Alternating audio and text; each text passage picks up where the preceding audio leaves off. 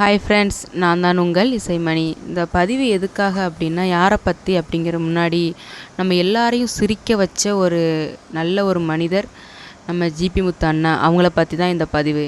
எதுக்கு திடீர்னு ஜிபி முத்து அண்ணனை பற்றி பேசுகிறேன் அப்படின்னா, நான் யூடியூப்பில் வந்து வீடியோ பார்த்துட்டு இருக்கும்போது அண்ணன் ஒரு பதிவு போட்டிருக்காங்க.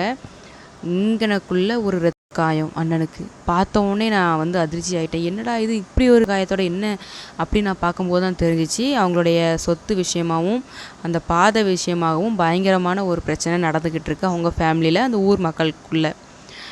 என்னென்னா, அந்த ஊர் மக்களில் வந்து என்ன பண்ணியிருக்காங்க, அண்ணன் அவதூறாக பேசியிருக்காங்க. அவங்களுடைய 4 பெண் பிள்ளைகளையும் அவதூறாக பேசியிருக்காங்களாம். அது மட்டும் இல்லாமல் ஜிபி முத்து அண்ணனை இரும்பு கம்பியால் அடிச்சிருக்காங்க. அவங்களுடைய அந்த பெண் குழந்தைகளையும் அடிச்சிருக்காங்க, நெஞ்சில் மிதிச்சிருக்காங்க. அந்த பிள்ளையோட ட்ரெஸ்ஸெல்லாம் அப்படி கிழிச்சு பயங்கரமான ஒரு விஷயத்தில் ஈடுபட்டிருக்காங்க. இந்த பதிவு, அதாவது இந்த விஷயத்தை பண்ணவங்கக்கிட்ட நான் ஒரே ஒரு விஷயத்தை தான் நான் கேட்குறேன். உங்களுக்கு யார் இந்த பெண்கள் மேலே, அதாவது அந்த பிள்ளைங்க மேலே கை வைக்கிறதுக்கு அதிகாரத்தை கொடுத்தது? உங்களுக்கு அப்படி எதுவும் விஷயம் இருக்குது அப்படின்னா, பிரச்சனை இருக்குது, இல்லாமல் எந்த இதுவும் கிடையாது. பிரச்சனை இருக்குது அப்படின்னா, நீங்கள் காவல்துறை மூலமாகவோ இல்லை 2 பேரும் பேசியோ அந்த விஷயத்தை நீங்கள் எடுத்துருக்கலாம். இல்லை உங்களுக்குள்ளே அந்த பிரச்சனையை நீங்கள் கொண்டு போயிருக்கலாம். சம்மந்தமே இல்லாமல் ஏன் நீங்கள் அந்த குழந்தைகள் மேலே தாக்குனீங்கன்னு தான் நான் கேட்குறேங்க.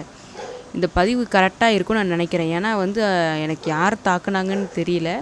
பொதுவாகவே அது தாக்குனவங்களை போய் சேர்ந்தால் சரி. உங்களுக்கு அது உரிமை கொடுத்தது யாருங்க? ஒரு பெண் மேலே கை வைக்கிறதுக்கு. அது எந்த ரூல்ஸ்லேயும் கிடையாது, எந்த சட்டத்துலேயும் கிடையாது. முதல் விஷயம், சரிங்களா?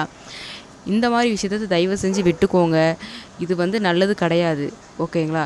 ஜிபி முத்தண்ணே, நீங்கள் கவலைப்படாதீங்க. கண்டிப்பாக நியாயம் நம்ம பக்கம் இருந்தால் கண்டிப்பாக நம்ம வந்து ஜெயிப்போம்.